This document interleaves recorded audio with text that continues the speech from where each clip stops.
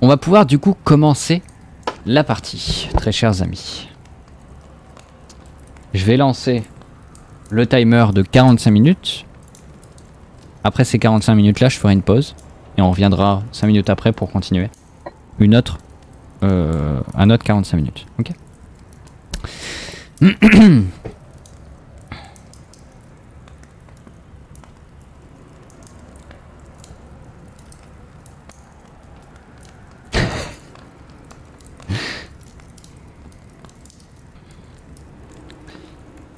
Winona se réveille donc en plein milieu d'une salle. Une salle sphérique. Visiblement en plein milieu d'une grotte. Puisqu'il fait noir complet, à part une petite ouverture sur sa gauche qui donnerait au loin sur une lumière vacillante. Il y a du vent qui passe sur sa nuque, il y a pas mal de choses qu'elle ressent en ce moment, surtout que son armure commence à s'effriter et tomber au sol. Elle se retrouve avec un simple linge comme vêtement et tout le reste tombe au sol, à part quelque chose qu'elle tient dans sa main. Un bout de bois. Un bout de bois un peu incurvé. Avec au centre, une genre de cicatrice. Ce bout de bois, en le regardant, c'est peut-être la seule chose qui lui permet de lui rappeler quelque chose. Lui rappeler qu'il est important pour elle et qu'il doit être lié à quelque chose. Comme si c'était son bien le plus précieux et au diable son armure, au diable qu'elle possédait puisqu'elle n'a plus rien aujourd'hui, mais ce morceau de masque semble être tellement important pour elle. Elle enlève donc les morceaux qui restent collés à sa peau et qui tombent au sol, qui font un fracas et qui résonnent dans cette zone sphérique dont des petites pierres tombent par-ci par-là. Elle se dit: qu'est-ce que je fous là? Pourquoi je me réveille ici en fait? Elle n'arrive pas à comprendre comment elle a atterri ici, qu'est-ce qu'elle fait là, quel est son but. En tout cas, il y a une sortie, elle va la prendre, puisque c'est la première chose qu'elle voit. Elle marche donc et elle essaye de gravir les quelques roches qui sont sur son chemin, même si toute la paroi est très lisse.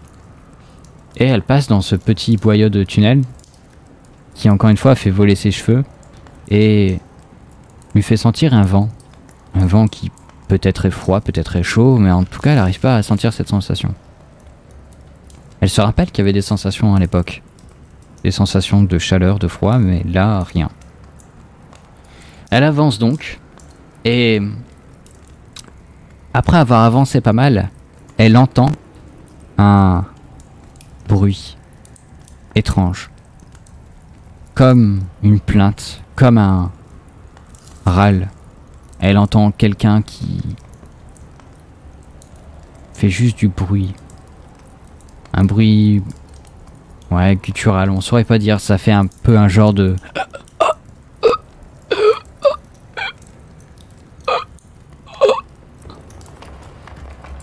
Quel comportement donc va adopter Winona?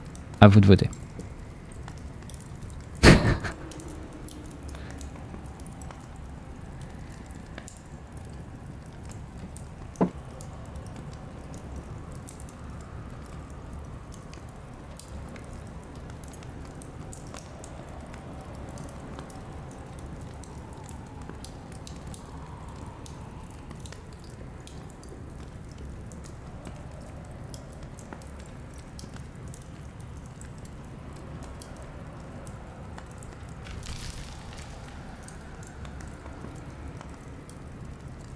C'est bizarre, j'ai plus le chat, je dois réactualiser.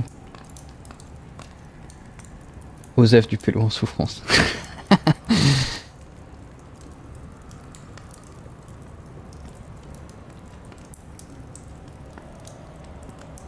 Très bien. On passe donc aux aguets. Et c'est parti pour 30 minutes. Quel objectif le personnage va-t-il suivre?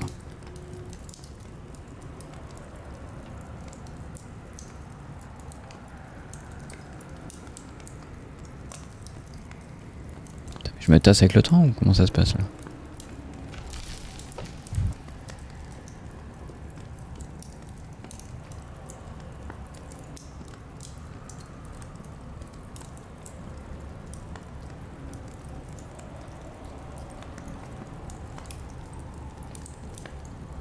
Ravitaillement, déployage du pélo, ouais. Hmm.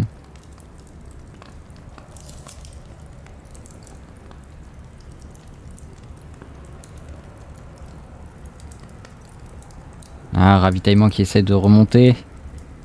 L'obtenir des infos qui va permettre de parler avec le monsieur. Merci à toi MSC Prod. Bienvenue à toi, bienvenue à toi. Allez, allez, on vote encore un petit peu. On a encore peu de temps.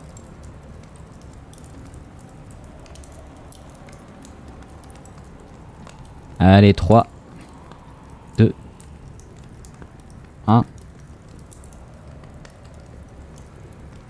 On va donc essayer de chercher à avoir des informations. Ce qui se passe, c'est assez simple. On écoute attentivement ce qui se passe dans la salle. On avance aux aguets, on essaye de voir ce qui se passe avant tout.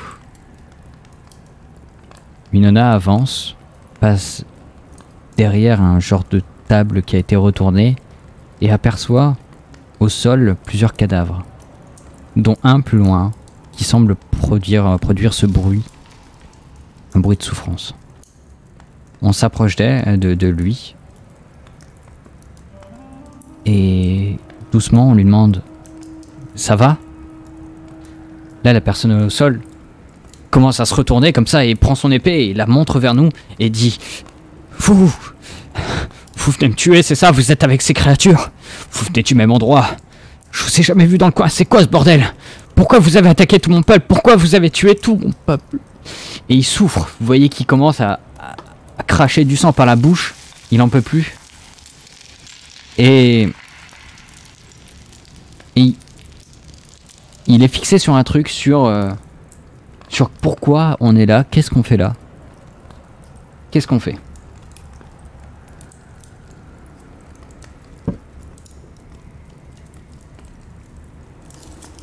On vient de tuer, mais on n'a pas de rapport avec la créature. Rien à faire de ton peuple, on veut juste ton épée et ton inventaire. Donc là on part sur de la discussion. La première chose qui nous passe par l'esprit c'est ok, bon ça va être une personne qui s'est fait attaquer, on va essayer peut-être de résoudre la situation. Ouais non, et si je le butais? De toute façon j'en ai rien à foutre, je sais même pas ce que je fous ici. Au final son inventaire semble intéressant. Qu'est-ce qu'il a sur lui? Cette épée elle a l'air pas mal. Et peut-être qu'il y a des trucs à bouffer, je sais pas. L'instinct de survie prend le dessus, absolument. On se dit que peut-être il y a un truc à récupérer, peut-être que... Au final, on a besoin de personne. Qu'est-ce qu'on en a à foutre de lui? On n'est pas de son peuple, d'ailleurs. D'où on vient? Oh, et puis qu'il aille crever. La première chose qu'on fait, c'est essayer de le déstabiliser. Pour récupérer son épée et l'attaquer directement avec lui. Combien de dés on balance? Sachant qu'on va essayer de faire de l'agilité, on aura un dé gratos. Coup de pied dans la bouche. Il y a un coup de pied qui se dessine ici. Si vous décidez aussi de faire une attaque physique, dites-le moi. Sachant que 2 réussites, ça suffira à le mettre au tapis. Putain, je suis désolé, hein, mais j'ai mangé à Burger King, là, il essaie de sortir par tous les trous, le machin.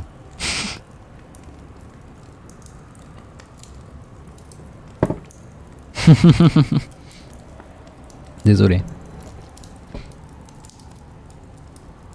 Trop classe. C'était honte. Ok. On part sur 3D? Allez, on part sur 3D.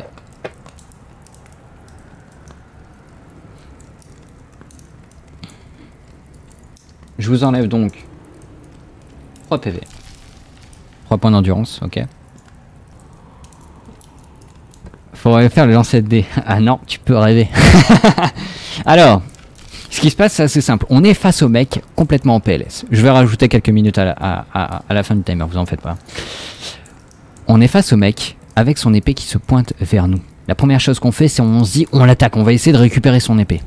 Alors on essaie de s'approcher vers lui, on essaie de choper son arme, ou essayer de lui mettre un coup de pied, mais en tout cas on essaie d'être agressif avec lui et il n'y a pas moyen. Donc on va essayer de voir comment lui, il va se défendre. Ok? Il a 2 dés. Donc potentiellement, il peut faire 2 réussites et là, nous défoncer la gueule. Et c'est ce qu'il fait, 2 réussites. Malheureusement pour nous, il se défend, il devient complètement dingue le mec. Et il nous inflige du coup 3 points de dégâts. Il nous a éraflé au niveau du bras. Il a essayé de nous couper, en fait, de nous transpercer avec l'épée. Et ses yeux, ils voient rouge. Il nous voit comme un ennemi, comme quelqu'un qu'il faut abattre absolument. N'hésitez pas dans les commentaires, là, dans le chat, à indiquer quelle action on pourrait faire directement. D'accord? Vous n'êtes pas forcé d'attendre les votes. N'hésitez pas à proposer des choses. Et aussi, vous avez les points d'action en dessous du chat qui vous permettent d'interagir directement et de forcer une scène ou forcer un comportement. Bon, je le sentais, combattant. Voilà, faut jouer discrétion avec l'assassin. Un chouïa près du micro. Comme ça on va m'entendre.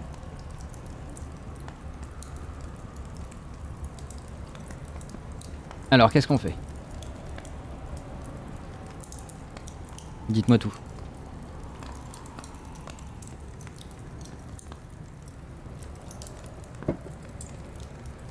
Au final, on vient juste de se faire couper par un mec au sol complètement déglingué. Qu'est-ce qui nous est arrivé? On aurait dû le défoncer facilement en fait. Qu'est-ce qui s'est passé en fait? Je comprends pas. La première chose qu'on se dit c'est ok, on aurait dû lui parler, on aurait pu essayer de faire en sorte que ça puisse marcher quoi. Est-ce qu'on discute? Ou est-ce qu'on se bat? Accepter pour discuter, refuser pour se battre.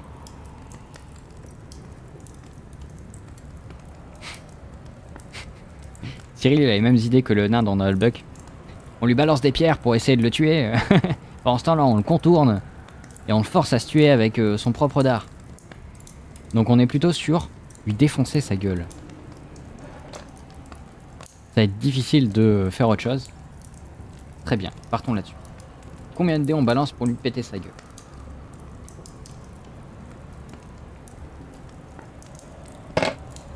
On peut aussi construire un trébuchet.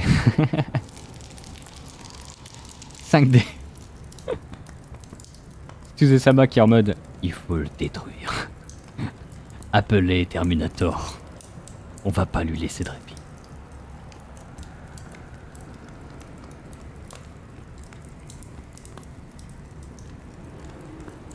Ça part sur du 3. Encore un vote.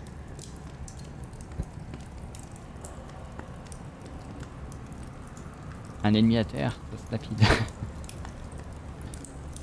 Allez, on part sur du 3D. C'est parti. 1, 2, 3. Alors pareil, 2 réussites et on lui pète sa gueule. Donc là on est à 4D. Ah si, on fait 2 réussites. Ah, et j'étais en mode... Wow, sérieux? Bon, la première chose qu'on fait, on le sépare de son épée. On tape dans son bras, on récupère son épée et on le plante direct. Le mec au sol, rect, mort. Plus un bruit, plus un mouvement. Qu'est-ce qu'on fait? Action rapide. Sachant que fuir ou ignorer, ça va être sortir de la grotte. On récupère tout ce qu'on peut sur lui. On le dépouille, ok. Bon, partons là-dessus en fait, on va pas utiliser ça, c'est vrai qu'effectivement. Alors, on va le fouiller. Donc, ce qu'on va faire, c'est qu'on va lancer 3D et selon le nombre de réussites, on va trouver de l'équipement plus ou moins intéressant. On a l'épée, c'est sûr, mais de quelle qualité elle est, c'est là où est-ce qu'on va le voir. Donc, on balance 3D. Une réussite, on a des trucs miteux. 2 réussites, on a des trucs neufs. Et de 3 réussites, on a un truc de qualité. Et on a 2 réussites. Donc, on a plutôt pas mal de chance. On va récupérer du coup une épée neuve. Et une armure légère. Intégrer un événement, un objet. Ah mais c'est pas possible, pourquoi est-ce que je le vois pas? On récupère son armure et on regarde s'il a un bouclier. Alors, on va balancer un petit dé pour savoir si effectivement on trouve un bouclier. 3D, il va me falloir une réussite pour trouver un bouclier. Effectivement, il a un bouclier, on arrive à le retrouver. Hop. Donc on va mettre le bouclier sur sa main droite.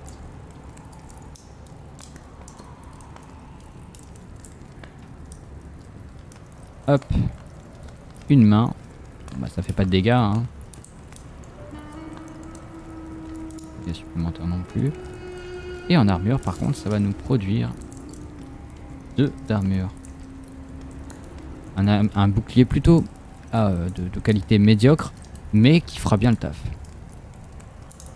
Modifier l'intégration d'événements pour masquer ce qu'on fait actuellement. Il n'y a pas de champ texte. Bah oui, c'est ça qui est trop chelou en fait, je comprends pas. Je suis pas sûr que je puisse enlever quoi que ce soit.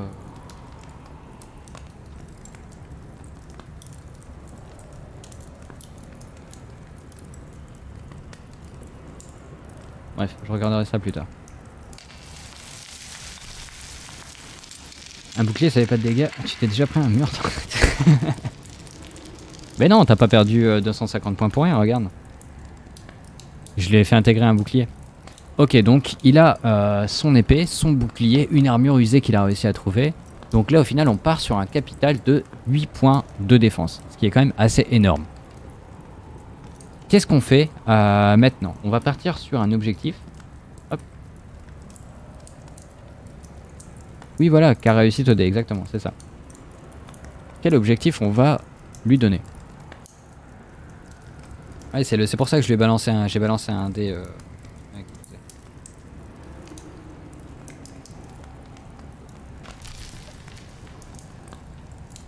Où est-ce qu'on va? Que fait-on? Dans quelle étagère?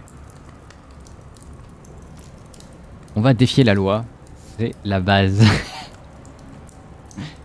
On vote pourquoi on vote quoi pour ça? Si vous voulez du coup sortir de là, ça va être plutôt poursuivre son objectif ou chercher une quête. Là on va partir sur ok. Regardez ce qu'il y a autour de nous. Sachant que défier la loi je le prendrai pas en considération les gars. Ça va rien apporter. Chercher une quête. Obtenir une information. Ok. On est plutôt assez clair là-dessus, on va absolument chercher une quête avancée. Très bien.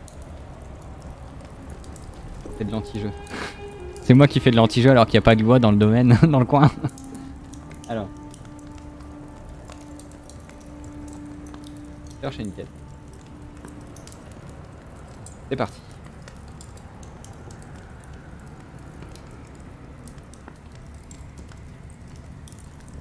Ouais voilà, dès qu'on sort dans une ville.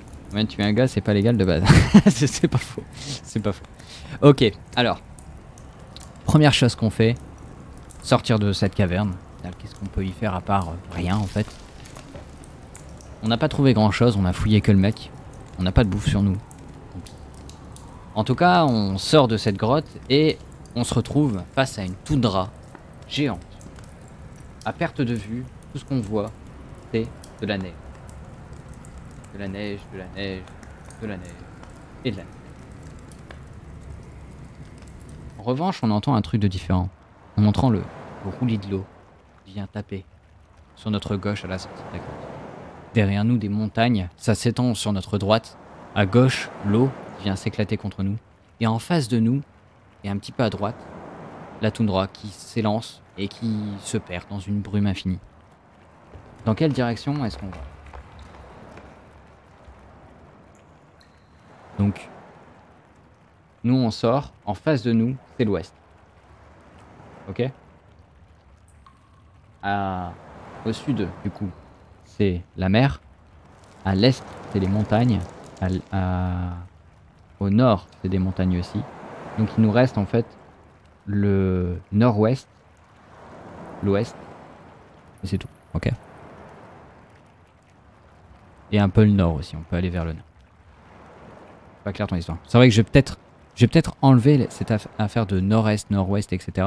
pour mettre plutôt des directions tout droit, en face, à droite. Ça serait peut-être plus clair. J'écris nord-ouest, ça prend en compte nord comme vote. Ah bon? C'est étrange.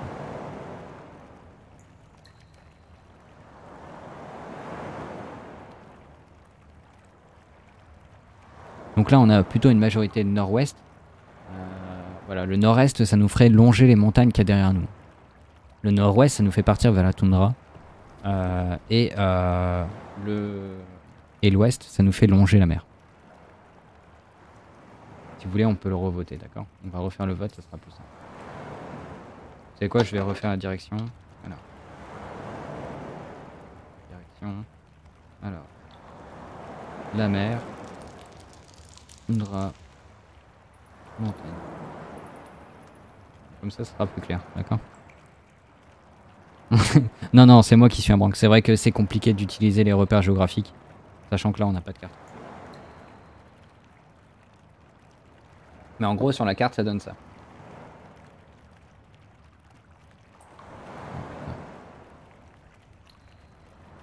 C'est le quatrième mur. Je crois que je l'ai verrouillé.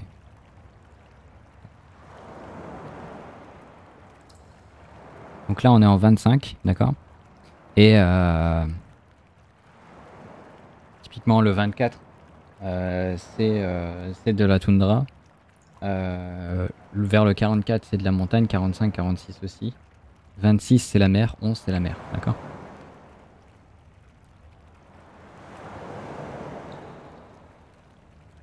On voit absolument rien dans la toundra. On voit juste un nuage de fumée, de brume.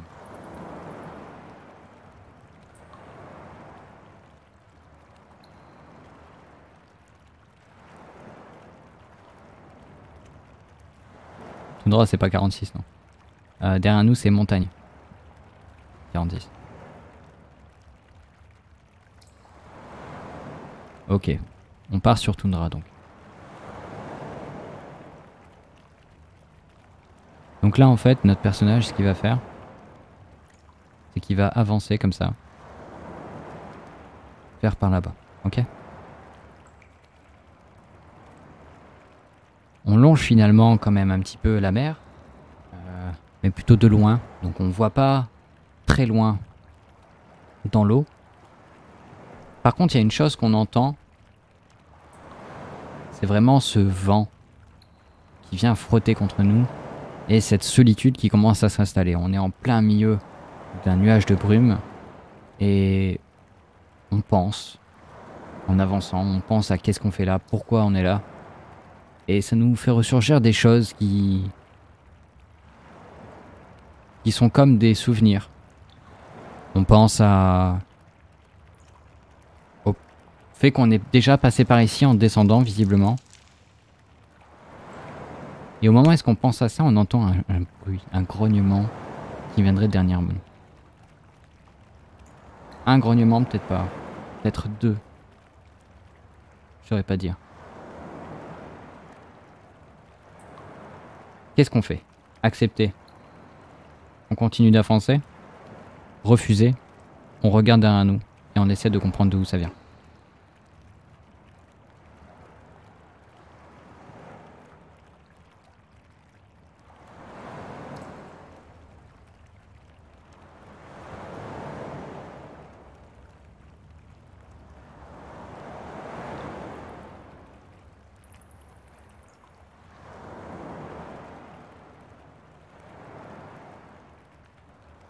On serait plutôt pour continuer d'avancer.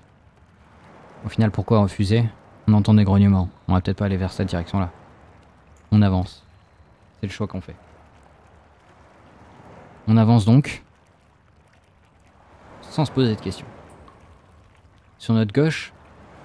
marche droit devant toi, marche droit devant toi. Sur notre gauche, on voit le roulis de la mer. Et on aperçoit une forme dans la mer. Est-ce qu'on va dans cette direction? Ou est-ce qu'on continue d'avancer nord-ouest? Donc est-ce qu'on va plutôt vers l'ouest, vers la forme, vers la mer? Ou est-ce qu'on continue nord-ouest pour aller vraisemblablement vers la sortie qu'on a vue dans les précédents lives?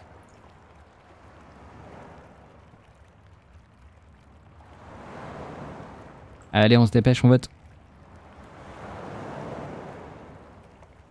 Accepter, c'est vers la forme, exactement. Continuer, c'est refuser du coup.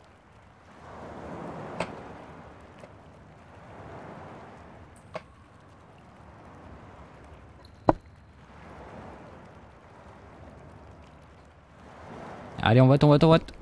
3, 2, 1. Et on arrête les votes. Au final, on n'a rien à perdre d'aller voir cette forme. Peut-être qu'il y a un truc intéressant. Et c'est exactement ce qu'on se dit et c'est ce qu'on fait. On avance vers quelque chose qui, au fur et à mesure de notre approche, ça prend quelques minutes, hein. 5, 10, 15 minutes, on saurait pas dire parce que le temps est tellement arrêté avec cette brume omniprésente qu'on se rend pas compte en fait. On continue d'avancer et là on aperçoit un voilier qui est là, abandonné, à côté de la toundra, à côté de la berge, qui se balance comme ça, au fil du vent. Qu'est-ce qu'il fait là? On sait pas. Est-ce qu'on monte? Ou est-ce qu'on ne monte pas? Accepter pour monter, refuser pour ne pas monter.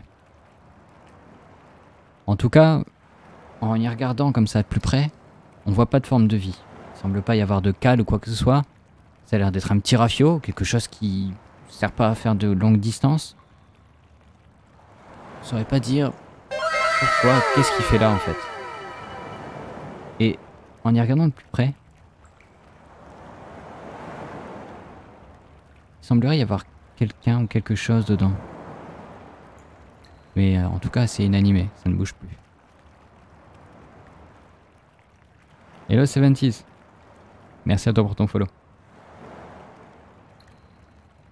Alors pour aller dans le bateau, c'est accepter. Refuser, c'est pour ne pas aller dans le bateau.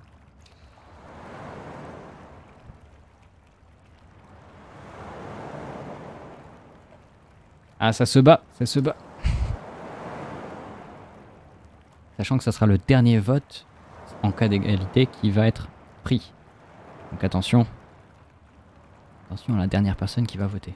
On partirait plutôt pour accepter. On irait plutôt dans ce bateau. Qu'est-ce que t'en dis toi, 70s? Est-ce que tu irais dans le bateau ou est-ce que tu n'irais pas dans le bateau?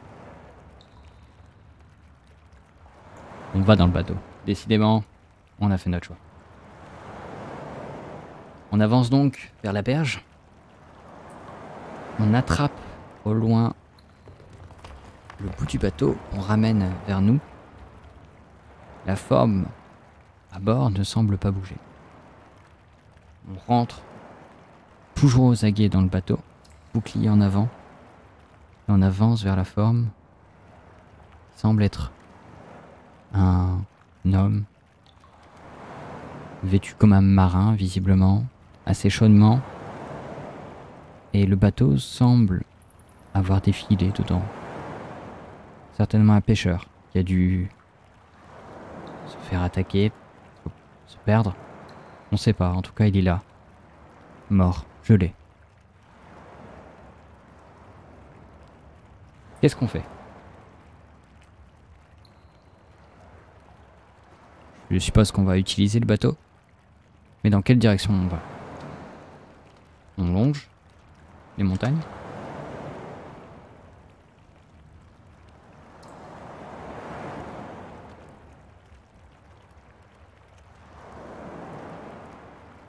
Ou on va en pleine mer?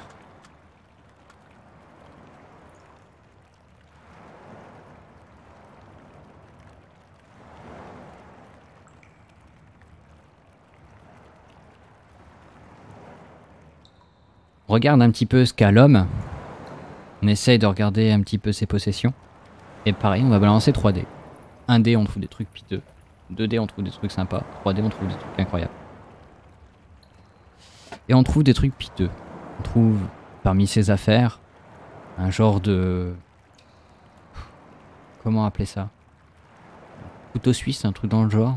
Machin qui se plie, qui permet de bouffer des trucs à la va-vite. Pas de quoi faire grand chose avec en tout cas. Mais bon, ça fera le taf peut-être. On range ça dans nos affaires et on balance l'homme à la mer. Parce que c'est pas l'homme qui prend la mer, c'est la mer qui prend l'homme. Yo ho, yo ho. Faut trop essayer en pleine mer si on sait pas naviguer.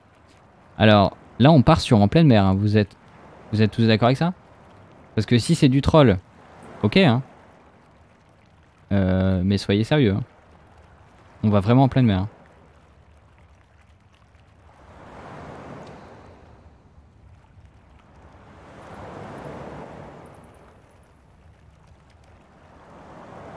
Ah, ça change vite d'avis. Hein. Parce qu'on va en pleine mer, on n'a pas de bouffe, on n'a rien. Hein.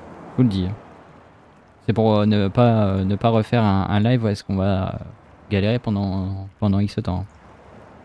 Donc je vous refais le truc parce que je suis sympa.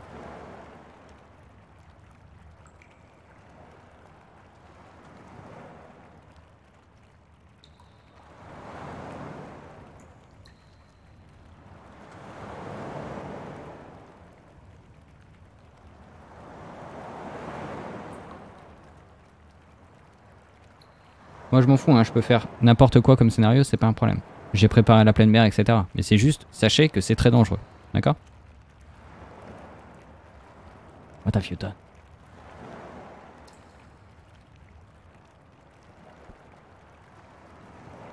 De toute façon, on n'a pas de bouffe, donc on va mourir avant d'arriver en ville. Autant faire l'erreur tout de suite. C'est probable, peut-être. Peut-être pas. Je saurais pas dire, en tout cas, il y a une solution qui est moins risquée que d'autres. Avant, c'était la montagne. Hey, hey.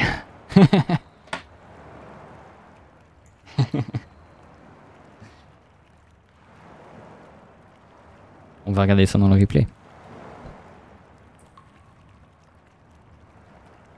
Allez voter les amis.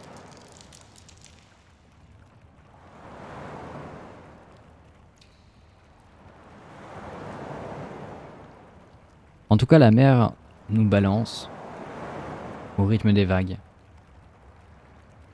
On saurait pas dire si on avait déjà pris la mer auparavant.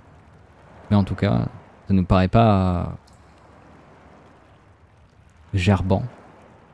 Ça nous paraît pas gênant. On se trouve bien en fait sur ce bateau. Et la solution elle a été trouvée. Autant pas trop prendre de risques. On va longer la mer. On regarde le bout de bois. Et il semble avoir rétréci d'un tiers. Parti en poussière. Il continue à partir en poussière sous nos yeux. On longe donc les montagnes. Et on avance comme ça. Au fil des vagues. Au fur et à mesure du temps, la brume commence à disparaître. Et en pleine mer justement, on entend comme un gros bruit d'éclatement, comme si la mer s'était éclatée en deux. Ça part en vrille. Il y a vraiment des bruits dans tous les sens, il y a un genre de grognement. Qu'est-ce qui se passe? Comme si une montagne était tombée dans l'eau. On sent des remous d'ailleurs qui commencent à venir et à nous propulser un petit peu vers les montagnes. Ça commence à devenir assez violent, ça commence à nous mettre plutôt mal à l'aise puisqu'on voit la montagne s'approcher assez dangereusement de nous. Le vent suffit plus à bloquer tout ça, il va falloir utiliser les pagaies qui sont là, dans le bateau. Combien de force on utilise? Combien de dés on utilise pour cette action? Parce qu'il va falloir pousser le bateau et faire en sorte qu'il ne s'éclate pas contre la montagne.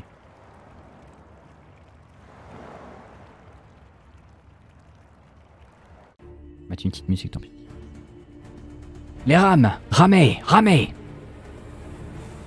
On chope les rames. On est complètement perturbé par toute cette action qui commence à se faire. L'eau continue à affluer comme ça. Vous voyez des vagues qui commencent à s'approcher, qui rentrent dans le bateau et qui nous propulsent sur le côté. Le bateau, il commence à se balayer comme ça, à bouger dans tous les sens. Les voiles qui commencent à se remuer dans tous les sens et qui commencent à s'approcher doucement de la montagne. On chope une rame, on essaie de faire quelque chose, mais sans plus, on n'arrive pas à trouver la force suffisante pour faire tout ça. Et là, d'un moment, on se dit, ok, il faut y aller à fond. Il faut essayer de sortir de cette merde, parce que si je m'éclate contre la montagne, je suis terminé. Il n'y a rien pour pouvoir m'accrocher, il n'y a rien pour pouvoir monter. Comment est-ce que je vais faire? C'est décidé, on va y aller. On va y aller, pas à fond, mais on va y aller. On va essayer de s'en sortir. Il faut que je garde de l'énergie pour après. On balance nos 3D. Attends, il y avait un dé gratos. Putain, vous avez de la chance. On balance nos 4D. C'est parti. 3 réussites, on y va. On prend les rames. Et on commence à ramer comme un malade sur le côté pour essayer de stabiliser le bateau. On fait ça pendant des heures, on a l'impression, pendant des minutes, des jours peut-être, on sait pas. En tout cas, on essaye de garder le cap. On essaye de pas s'éclater contre la montagne. Parfois, ça s'approche de peu. On est à ça d'éclater le bateau, au moins d'éclater une partie du bateau. Mais on arrive à le faire sans même toucher la montagne. Au bout d'un moment, nos bras, ils commencent à lâcher. On commence à plus en pouvoir. On est complètement fatigué. On est à bout de force. On va perdre 1 dé, 2 dés pour l'endurance qu'on a dépensée. On perd 8. On est complètement crevé, lessivé. Et on arrive à bout de force. On s'arrête. Et à ce moment-là, on arrête. On lâche prise. Et on se rend compte qu'on est sorti de la brume. qu'on est sorti de tout ce bordel, que le calme commence à revenir, et que le problème est loin derrière. On a réussi à s'en sortir. On tombe au sol, on regarde le ciel. Le crépuscule est là. Et notre bateau s'échoue contre le rivage, sur une plage. Et en sortant la tête du bateau, on voit une muraille, un genre de fortification, qui entoure une ville majestueuse, gigantesque, qui semble avoir fusionné avec la montagne. Et elle nous dit quelque chose, cette ville. En face, un village, principalement de l'élevage, visiblement, pas mal de bétail, par-ci par-là. Et on est vivant.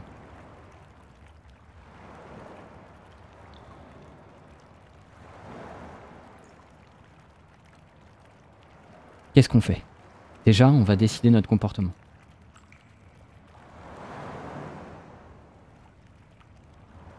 Nos bras sont tendus à mort. On commence à être fatigué. On a tout donné pour ça. On sait même pas combien de temps on a passé à ramer comme des malades. Mais quelle créature horrible on aurait pu rencontrer. Quelle chose horrible était là-dedans. Un typhon, c'est pas possible. Ce qui est sûr, c'est qu'on aurait pu y rester. Et on a réussi à s'en sortir. Faut absolument essayer d'être le plus neutre possible. On est sur une nouvelle terre, on sait pas où est-ce qu'on va. On va essayer d'être neutre, d'avancer sagement, et on verra ce qu'on va trouver. On décide donc d'être passif.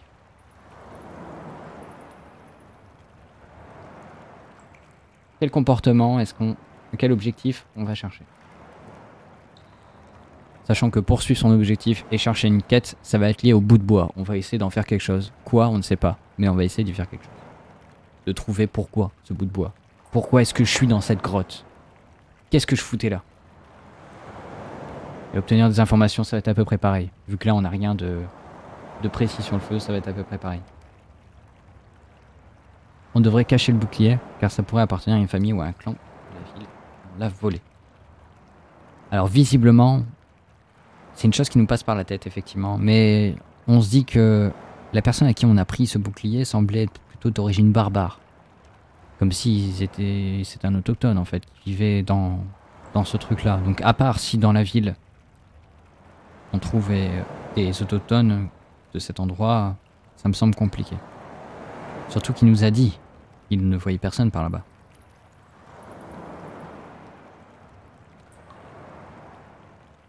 On est parti pour plutôt... À la base, on était parti sur chercher une quête tout à l'heure ou obtenir des infos. Non, on était sur chercher une quête. On continue à chercher une quête.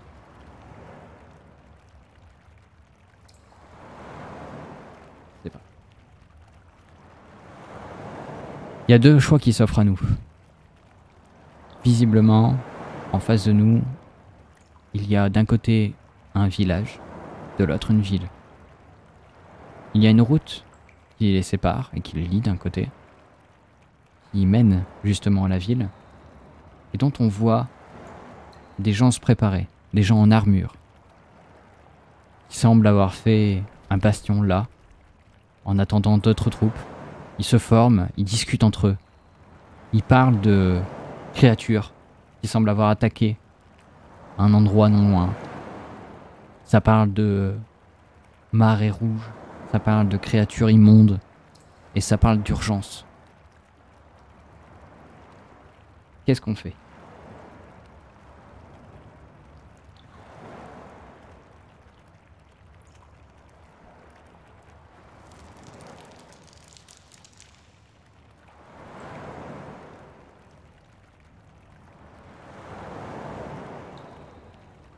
Face de nous, du coup, ces unités-là, ces soldats, semblent rangés, parler entre eux, semblent pas forcément vaillants, ils semblent pas surentraînés. En tout cas, il y a une chose qui est sûre, c'est qu'ils semblent loyaux. Ils ont le regard fier et ils semblent infaillibles. Infaillibles du moins dans leur mental. Leur physique laisse à désirer, ils sont pas, ce sont pas des monstres. Ce sont pas des gens surentraînés. Mais en tout cas, ils ont cette fibre. Cette confiance qu'on peut avoir en des soldats sur qui on pourrait douter. Mais dans ce cas, on ne pourrait pas.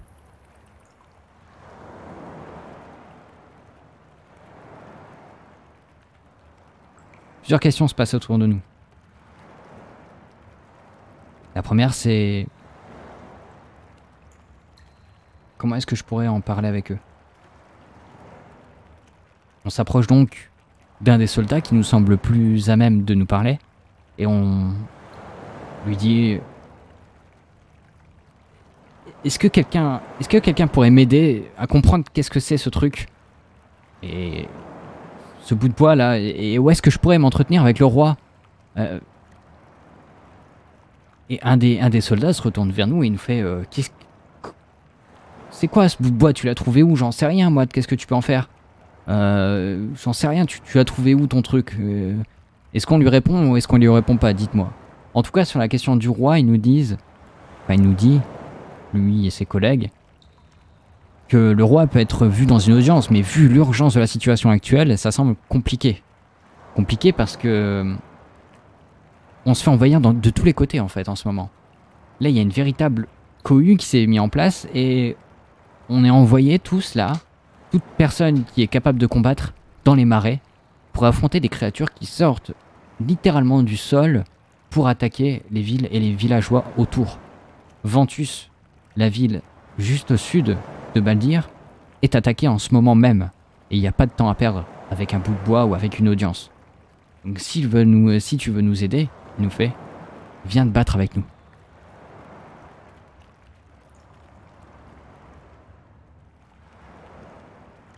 Effectivement, il nous dit, si vous nous aidez, si on arrive à éradiquer tout ce bordel, je vois pas pourquoi il refuserait votre audience. Vous savez, Thomas est une personne bonne, est une personne en qui on peut avoir confiance. C'est notre roi, mais plus que ça. Et à ce moment-là, dans notre tête, on a comme un grésillement, comme si une part de nous voulait sortir à ce moment-là. Et on ressent de la haine pour lui. On ressent comme une envie de meurtre. Thomas. C'est pas la personne dont il parle, c'est pas possible. Thomas, c'est un mec horrible. C'est un type qui m'a tout volé. Volé quoi? Je sais pas. Mais je suis sûr que c'est un mec mauvais, c'est un mec... Comment ça il pourrait être le roi? On n'arrive pas à comprendre tout ça. On n'arrive pas à savoir d'où ça vient. En tout cas, c'est dans notre tête. J'ai vu une créature étrange en prenant la mer. On lui raconte tout ça. Et il nous fait qu'effectivement, si on venait de là où est-ce qu'on vient, on est chanceux. Parce que beaucoup de personnes se sont essayées à rejoindre la toundra du nord et personne n'y était revenu. Parce qu'effectivement, une créature semblerait attaquer tout ce qui s'y trouve et gèlerait sur son passage tout ce qui y passe. Un monstre dont on ne connaît pas la forme, mais on sait que la taille est impressionnante et son pouvoir infini. Est-ce qu'il y a un sage, un intellectuel ou un sorcier en ville? Il nous dit qu'effectivement, il y a des boutiques, des gens qui pourraient l'aider, des sorciers, tout ce genre de trucs. On comprend pas trop, il nous dit que il y a bien la forgeronne, il y a bien le botaniste, il y a bien quelques personnes érudites qui pourraient venir l'aider. Que tout ça, ça se trouve en centre-ville. Il pourrait y trouver sans trop de problèmes. Ouais, merci, Calice.